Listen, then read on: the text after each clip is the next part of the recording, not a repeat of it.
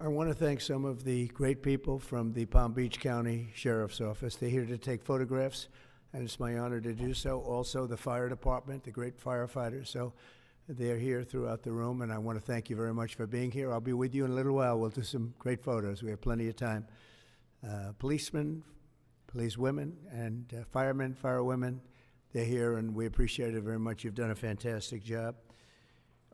I think it's very important to state that incredible things are happening in our country. I think we've made more progress in 3 weeks than they've made in 4 years, especially with respect to the reputation of our country. And people are respecting us again as a country and as a powerful country, and maybe a smart country, but maybe not so smart, because when you look at some of the waste, fraud, and abuse that's being uncovered by DOGE, and the people at DOGE, these are young, often young, but super brilliant people, incredible computer scientists and other things, and they're finding levels of fraud and waste and abuse like I think nobody ever thought possible. But before we do that, I just want to ask Will to come over. I've just finished signing some executive orders, and if we could start with that, Will, you might want to come up here and just explain what we did. Thank you. Good afternoon, y'all. A short while ago, President Trump signed three items. The first is an executive order relating to the affordability and availability of in vitro fertilization and other fertility treatments. These are treatments that have become unaffordable for many Americans, or have been unaffordable for many Americans. And the executive order is a directive to the Domestic Policy Council to examine ways to make IVF and other fertility treatments more affordable for more Americans. The second item that we signed was a presidential memorandum imposing radical transparency requirements on government departments and agencies, in keeping with President Trump and the administration's broader commitment to governmental transparency. What this presidential memorandum would do is require, as waste, fraud, and abuse is uncovered, as programs are canceled, and ultimately as taxpayer dollars are saved, this presidential memorandum would require departments and agencies to make all of the details of that freely available to the public. Lastly, we have another executive order that President Trump signed relating to independent agencies. This executive order would establish important oversight functions in the Office of Management and Budget and its subsidiary office, OIRA, supervising independent agencies and many of their actions, and also reestablishes the longstanding norm that only the President or the Attorney General can speak for the United States when stating an opinion as to what the law is. Thank you very much, Will. That was the primary purpose of this conference, to explain that they're all very important in their own way. Fertilization, I've been saying that we're going to do what we have to do, and I think the women and families, husbands, are very appreciative of it. But that was it. I do want to say while I'm up here, I've been contacted by some of the biggest companies in the world, and because of what we're doing economically and through tariffs and taxes and incentives, they want to come back into the United States. And we'll be announcing various very large companies, the biggest actually, and they'll be coming back, having to do with chips and having to do also with cars and lots of other things. We're going to be announcing some very, very big, momentous decisions are being made by companies all around the world, the biggest, and they want to come back into the U.S. Car plants are being canceled in other locations now because they want to build them here. And you read about a couple, not that I want to mention names or anything, but you read about a couple of big ones in Mexico just got canceled because they're going to be building them in the United States. And that's very simply because of what we're doing with respect to taxes, tariffs, and incentives. And I think it's a very important thing. And you'll be seeing this over the next, probably over the next 2 years, to be honest, but you're going to see a lot of it over the next couple of weeks. A lot of big ones are going to be announcing. And so while we're here, I guess we can take a couple of quick questions. Go ahead, please. Please. Mr. President, have you decided specifically what the auto tariff rate should be? Yeah, I probably will tell you that on April 2nd, but it'll be in the neighborhood of 25%. What about semiconductor factors and pharmaceuticals? It'll be 25% and higher, and it'll go very substantially higher over a course of a year. But we want to give them time to come in because, as you know, when they come into the United States and they have their plant or factory here, there is no tariff. So we want to give them a little bit of a chance. Yes, thank you. The EU, I'm sorry, Andrea Shalal, the EU representative is going to be here in Washington next week. I'm sorry, tomorrow. He's going to be meeting with Hassett and Greer and Letnick. What can the EU do to sort of avoid the reciprocal tariffs that you've talked about? And, you know, you've talked a lot about the VAT. Do you expect them to reduce that? Well, they did already, as I understand it, reduce their car tariff all the way down to what we have. And a lot of that will take place, and I think some won't do it and some will do it. But the EU had a 10% tax on cars, and now they have a 2.5% tax, which is the exact same as us. So already we've saved a tremendous amount. That would be great. If everybody would do that, then we'd all be on the same playing field. Because essentially what we're doing with the tariffs is, you know, they charge us, we charge them, same amount. And it's called reciprocal, actually. And whatever they charge us, we're charging them. And so the EU is, you know, I appreciate that they did this, but, you know, the EU has been very unfair to us. We have a deficit of $350 billion. They don't take our cars. They don't take our farm products. They don't take almost anything. They take very little. And we're going to have to straighten that out. And we will. I have no doubt about it. Yeah, go ahead, please. Thank you, Mr. President. Could you tell us a little bit more about the Russia talks, your impression of how they went today, and if you're perhaps more confident or less confident of a deal after what happened today? Well, much more confident. They were very good. Russia wants to do something. They want to stop the savage barbarianism. I mean, what's going on over there? It's soldiers are being killed by the thousands on a weekly basis. It's ridiculous. And they're not American soldiers. They're Russian soldiers, and they're Ukrainian soldiers largely, although a lot of Koreans have been killed, as you know. Quite a bit of them have been killed. They came over to fight, and a large portion have been wiped out. But we want to end it. It's a senseless war. It should have never happened, would have never happened if I was president, and it's a shame to see it. And I see pictures that you don't see, but I see pictures of fields that look just horrible. It looks like Gettysburg. If you see the old pictures of Gettysburg, it's soldiers lying all over the field, body parts all over the field. They're all dead. And this is going on a daily basis. It's a horrible thing. Both Russia and Ukraine, they're losing thousands and thousands of soldiers, and a lot of people have been killed too. I think that's one of the things that you'll see historically, and you'll see later on as it goes along. I think people are going to be surprised at how many people, not only soldiers, have been killed in Ukraine. A lot more people than you think. Yeah, please. President Trump, as part of a peace deal with Putin, would you be willing to consider removing all American troops from Europe? Well, nobody's asked me to do that, so I don't think we'd have to do that. I wouldn't want to do that. But that question's never really come up. Yeah. Please. Sir, do you support stationing European peacekeeping troops in Ukraine as part of this peace deal? If they want to do that, that's great. I'm all for it. If they want to do that, I think that'd be fine. Even if the Russians are I mean, I know France has mentioned it. Others have mentioned it. UK has mentioned it. But yeah, if we have a peace deal, I think having troops over there from the standpoint of Europe, we won't have to put any over there because, you know, we're very far away.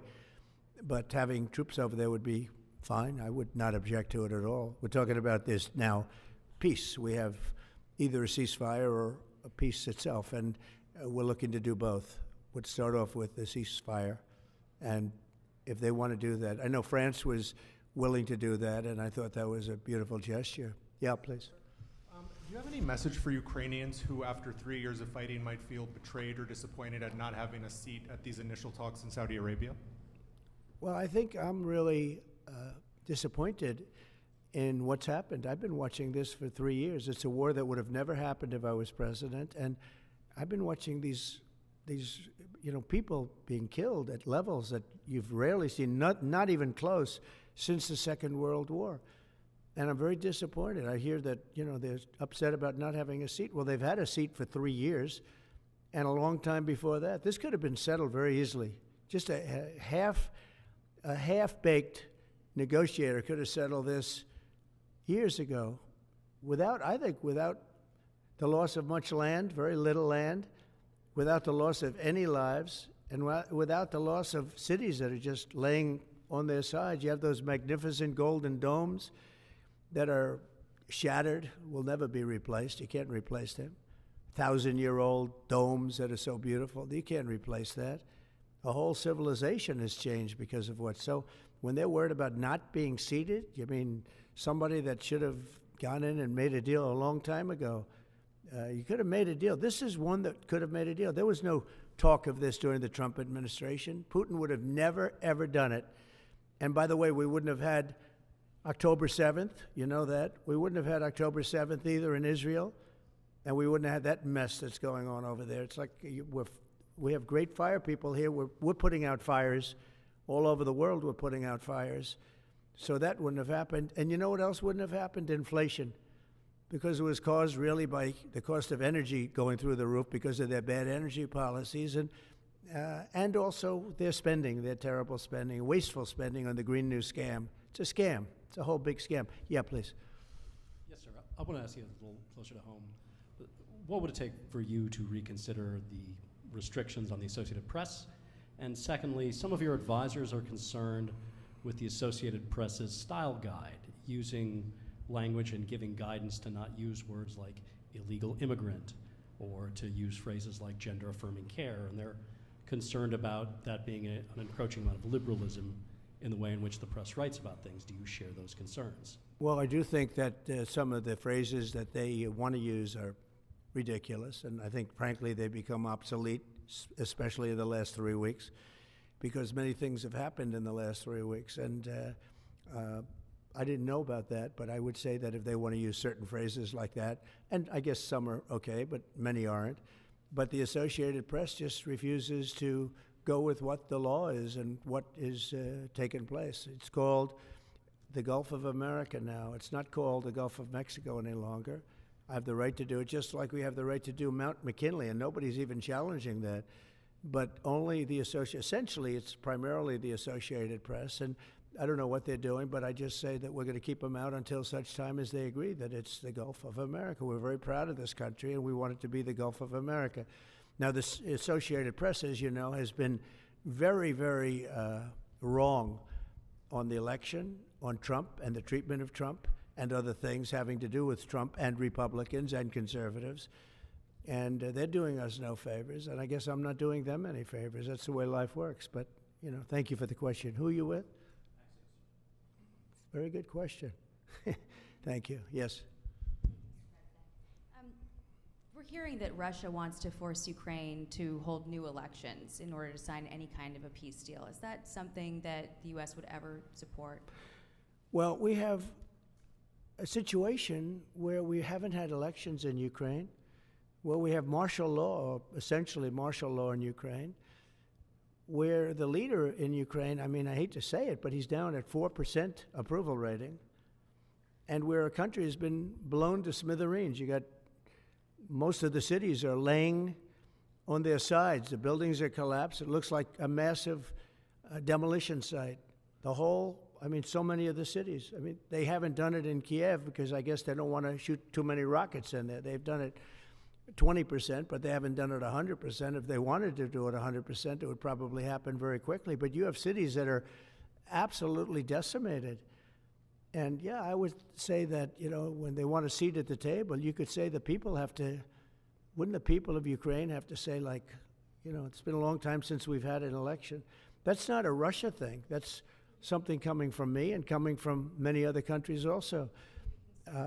Ukraine is being just wiped out. Look at what's happening to the cities. There are cities, there's not even a building standing. It's a massive, you talk about Gaza. It's literally, these cities look like Gaza. Actually, many have, percentage-wise, more buildings knocked down than in Gaza. So, people are tired of it. People want to see something happen. And, the other thing that it's been bothering me for a long time, because I solved the problem with NATO. They paid hundreds of billions of dollars into the funds of NATO when I said you got to pay. because the United States was paying for European countries, and then they take advantage of us on trade. But I've seen it. Look, they have to pay. They have to find out, where is the money going to? We have, I believe President Zelensky said last week that he doesn't know where half of the money is that we gave him. Well, we gave them, I believe, $350 billion, but let's say it's something less than that, but it's a lot. And we have to equalize with Europe, because Europe has given us given a very much smaller percentage than that. I think Europe has given $100 billion, and we've given, let's say, 300 plus, and it's more important for them than it is for us. We have an ocean in between, and they don't. But where is all the money that's been given? Where is it going? And nobody, I've never seen an accounting of it. We give hundreds of billions of dollars. I don't see any accounting. So I want to see peace. Look, you know why I want? Because I don't want all these people killed anymore. I'm looking at people that are being killed, and they're Russian and Ukrainian people, but they're people. Doesn't matter where they're from on the whole planet. And I think I have the power to end this war. And I think it's going very well. But today I heard, oh, well, we weren't invited. Well, you've been there for 3 years. You should have ended it 3 years. You should have never started it. You could have made a deal. I could have made a deal for Ukraine that would have given them almost all of the land, everything, almost all of the land, and no people would have been killed, and no city would have been demolished, and not one dome would have been knocked down. But they chose not to do it that way. And President Biden, in all fairness, he doesn't have a clue.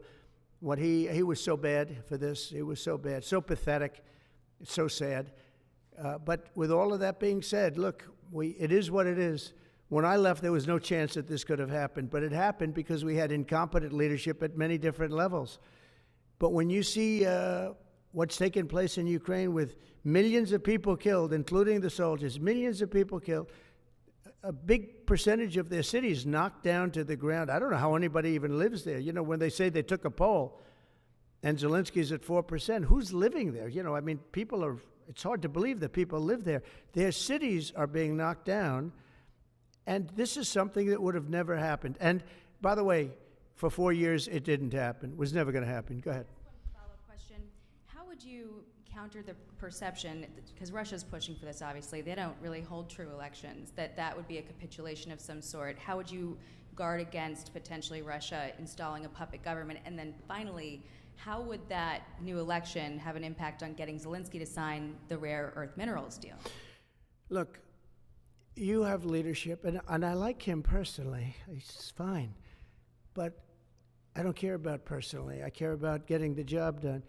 You have leadership now that's allowed a war to go on that should have never even happened, even without the United States. Look, we had a president who was grossly incompetent. He had no idea what he was doing. He said some very stupid things, like going in for portions and all of the things. He made a lot of bad statements, but he's grossly incompetent, and I think everyone knew that. This is something that should have never happened, would have never happened. And I used to discuss it with Putin. President Putin and I would talk about Ukraine. It was the apple of his eye, I will tell you that. But there was never a chance of him going in. And I told him, you better not go in. Don't go in. Don't go in. And he understood that. He understood it fully.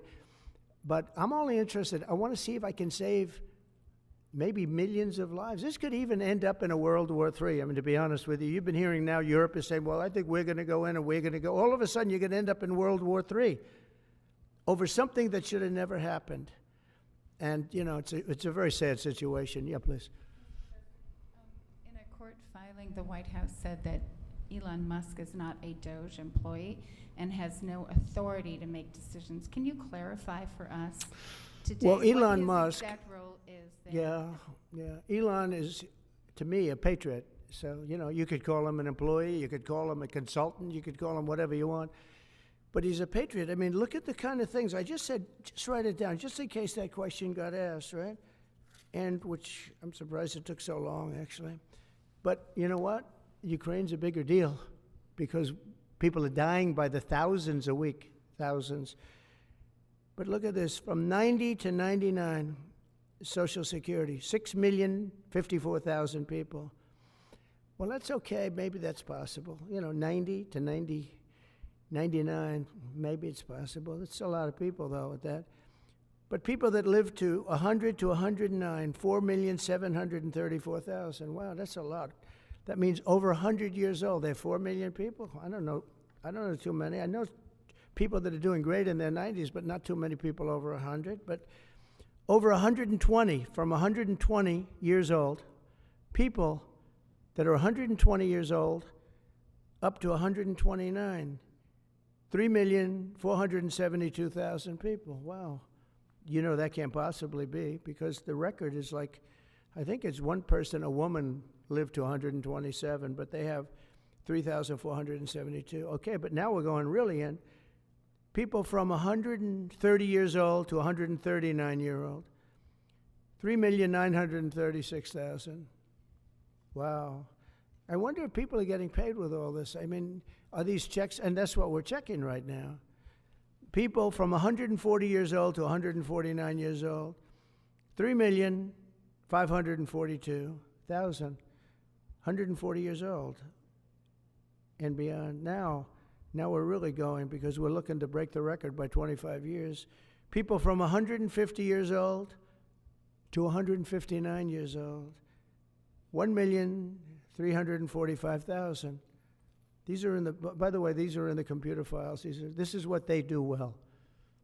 They're super. I asked Elon, who are these DOGE people? He said they're super brilliant computer people and they love the country. It's simple. Wait a minute.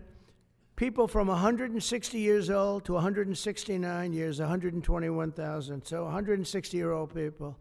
170 to 179,000, 6,087. But now, let's go into the real numbers. From 200 to 209 years old, 879 people. From 210 years old, I haven't met any of them. And if I did, I would bless them. I would worship the ground they walk on. 210 to 219 years, 866. From 220 years old to 229 years old, 1,039. And then you have two people, from 240 years old to 249 years old, one person. And there's one person that's 360 years old. That's just that. And then, where's the money being spent, right? Let's go into that for just a second. $520 million for a consultant on the environment. It's called Environmental, Social, and Governance. Investments in Africa and mobilize private sector resources. $520 million. Somebody got $520 million for an environmental, sounds like an environmental study. I've always been one that paid a lot of money for my environmental studies, but I paid like $50,000, not $520 million. $520 million for ESG. $25 million to promote biodiversity, conservation, and promote licit livelihoods by developing socially responsible behavior in the country of Colombia. Well, it's nice, $25 million to go into Colombia for something that nobody ever heard of. $40 million to improve the social and economic inclusion of sedentary migrants. $40 million. $42 million for Johns Hopkins, great place, to research and drive social and behavior change in Uganda. $42 million. What about us? What about social change in our country? $70 million for a center at Purdue to research university-sourced, evidence-based solutions to developmental challenges. I mean, these are massive numbers on things that nobody ever heard about. $10 million for Mozambique voluntary medical male circumcisions. $10 million for circumcisions in another country. $9.7 million for UC Berkeley to develop a cohort of Cambodian youth with enterprise-driven skills. In other words, let's teach them something about enterprise. What about our people? Can't we teach them about enterprise? $2.3 million for strengthening independent voices in Cambodia. $32 million to the Prague Civil Society Center, which is a very liberal group of people. Wonder how much of that money came back to the people that approved it. $14 million for improving public procurement in Serbia. $486 million to the Consortium for Elections and Political Process Strengthening, including $22 million for inclusive and participatory political process in Moldova, and $21 million for voter turnout in India. Well, why are we giving $21 million to India? They got a lot of money. They're one of the highest taxing countries in the world in terms of us. We can hardly get in there because their tariffs are so high. I have a lot of respect for India. I have a lot of respect for the Prime Minister. He just left, as you know, 2 days ago. But we're giving $21 million for voter turnout. It's voter turnout in India. What about, like, voter turnout here? Oh, we've done that, I guess. We did $500 million, didn't we? It's called the lockboxes. $20 million for fiscal federalism in Nepal. Listen to these numbers. This is all fraud. $19 million for biodiversity conservation in Nepal. $1.5 million for voter confidence. We want to give them confidence in Liberia. $14 million for social cohesion in Mali. $2.5 million for inclusive democracies in South Africa. $47 million for improving learning outcomes in Asia. Asia's doing very well. They're doing a lot better than we do in the schools, aren't they? $2 million to develop sustainable recycling models to increase socioeconomic cohesion among marginalized communities in Kosovo and Eshkali and in Egypt. We're talking about hundreds of billions of dollars. I could, by the way, I could read this all day long. I could go on all day long, and you'll see hundreds of billions of dollars, and we're doing it. But when I saw the Social Security numbers, I said, wow, that's really something. So we have, let's just go above 100 years old. We have millions and millions of people over 100 years old. Everybody knows that's not so. We have a very corrupt country, and it's a sad thing to say, but we're figuring it out. Now, the good thing about Social Security and what I read is if you take all of those numbers off, because they're obviously fraudulent or incompetent, but if you take all of those millions of people off Social Security, all of a sudden we have a very powerful Social Security with people that are 80 and 70 and 90, but not 200 years old. You know, so it's a very positive thing. How about over here? Yeah, please. Your reaction to Michelle King, the head, resigning after the DOGE? Who resigned? The head of Social Security. I don't know. I mean, I resigned or got fired. I think got fired. You know, when you fire somebody, they always resign, and then they say, we resigned. But when you have numbers like that, I think really it's got fired. They have to get fired. Who would keep them? How could you have numbers like this? Now, the big thing is, how many of these people got paid? Were they getting paid? Were they getting paid? How many of them were getting paid Social Security? Because if that's the case, it's a massive fraud. We'll have to call those great Palm Beach police into this situation, right? You guys would figure that out very quickly. But how many of them are being paid? I mean, maybe millions of them, but it's a total fraud. Also, a lot of illegal immigrants are in Social Security that shouldn't be there. Yeah, please, go ahead. Mr. President, there was a big wave of probationary federal workers who were fired over the weekend. Some of these workers focused on nuclear weapons security, were immediately rehired. Do you have any concerns about how these terminations have played out? No, not at all. I think we have to just do what we have to do. It's, you know, you're gonna, it's amazing what's been found right now. It's amazing. If we feel that in some cases they'll fire people and then they'll put some people back, not all of them, because a lot of people were let go. Don't forget, I got elected on the basis of making our government stronger and smaller, because we have millions of people that obviously they're paying millions of people that shouldn't be paid. And that has also to do with workers. Yeah, please. No, go ahead. Axios, New York Times. Sorry. Mr. President, given your concerns about corruption, you said that if there were any conflicts of interest with Elon Musk, you wouldn't let him anywhere near it. That's right. DOGE and SpaceX employees are now working directly at the Federal Aviation Administration and the Defense Department. agencies that have billions of dollars in contracts with Musk's companies or that directly regulate his companies. How is that not a conflict of interest? Well, I mean, I'm just hearing about it, and if there is, and he told me before I told him, but obviously I will not let there be any conflict of interest. He's done an amazing job. They've revealed, in fact, he's going to be on tonight, a big show called Sean Hannity at 9 o'clock, and he's on and I'm on, and we talk about a lot of different things. And any conflicts, I told Elon, any conflicts, you can't have anything to do with that. So anything to do with possibly even space, we won't let Elon partake in that.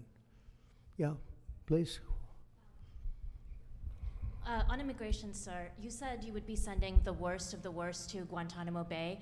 What we're finding out is that there are a lot of low-risk migrants who don't have a criminal background who are also being sent. Are you thinking about this differently now? No, they're going to be brought back to their countries.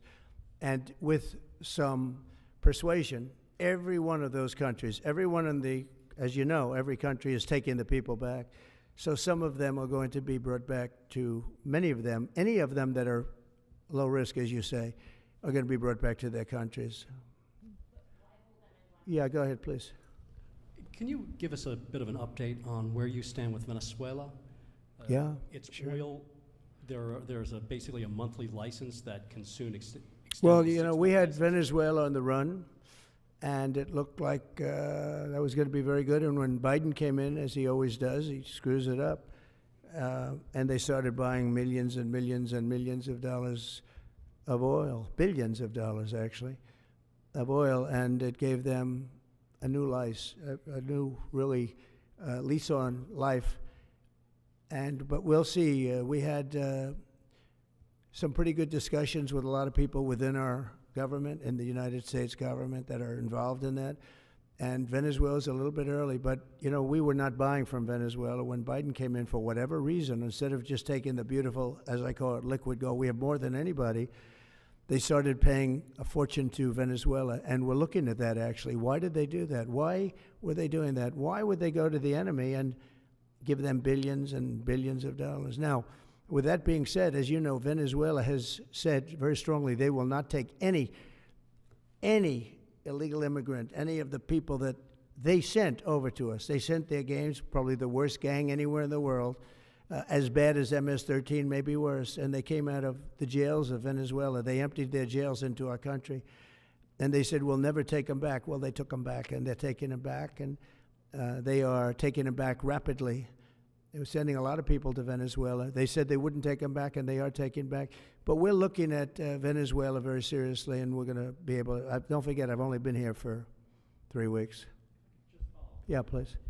Just a little clarity on, are you inclined to continue to allow Venezuela, through, I think, Chevron and other oil companies, to export those petroleum products, or are you maybe inclined not to pull back on Yeah, maybe not. We're looking at that now. I just got here. When I left, they weren't doing anything. They were ready to go. We give up. And then Biden came along and he gave them literally billions of dollars. I couldn't believe it, actually. And we have so much under our feet, liquid gold. We have so much, and it was pretty amazing. So we're looking at that whole situation, why he did it. All right, how about one more? Yeah, please. Thank you, Mr. President. What can you tell us about the CIA drone flights over Mexico? Is this the next step in the war against the cartels? Well, we're going to see. Should they have authority to take lethal action? Mexico's allowed a tremendous number of people to go through their country into ours, and even people coming from Mexico, and illegals, totally illegal. They've allowed people to empty jails into Mexico and then let them come through with this totally ridiculous open border policy of the Biden administration. So millions of people have come in, and hundreds of thousands, and actually millions, are criminals. They came in from jails all over the world. They'd release them into Mexico, and they come into our country. And they also came in from Canada, by the way, large numbers through Canada. In fact, when we closed up the one border, they came in through the other border. So Canada is not an uninterested party. But I will say this. We're dealing with Mexico. I have a very good relationship with Mexico, but I think Mexico is largely run by the cartels, and that's a sad thing to say. And if they wanted help with that, we'd give them help. But Mexico, if you look at what's gone on with Mexico for years now, but now especially, it's run by the cartels. And they've allowed millions of people to come into our country from jails and prisons of other countries from all over the world, not just South America, Africa, Asia, all over. A lot from the Congo in Africa, a lot. They opened their jails. They came in through Mexico. And we have some of the worst criminals coming in from the Congo and other places. So it's not just South America, and it's not just Venezuela, but they opened their jails. And you know the crime rates in Venezuela and other places all over the world has gone way down. You know why? Because they've given us their prisoners, they've given us their drug lords and their gang members, and it's hard to believe that we accepted this. It's hard to believe that we allowed open borders, and we're taking in, hundreds of thousands and millions of people coming in from all over the world that are absolute stone-cold criminals. In fact, 11,088 murderers, and many of those people have murdered more than one person. Why are they giving us these people, and why are we taking these people under Biden? You had a border czar that never went to the border. Happened to be a vice president, never went to the border, never called the border people. I call them all the time. I speak to them all the time.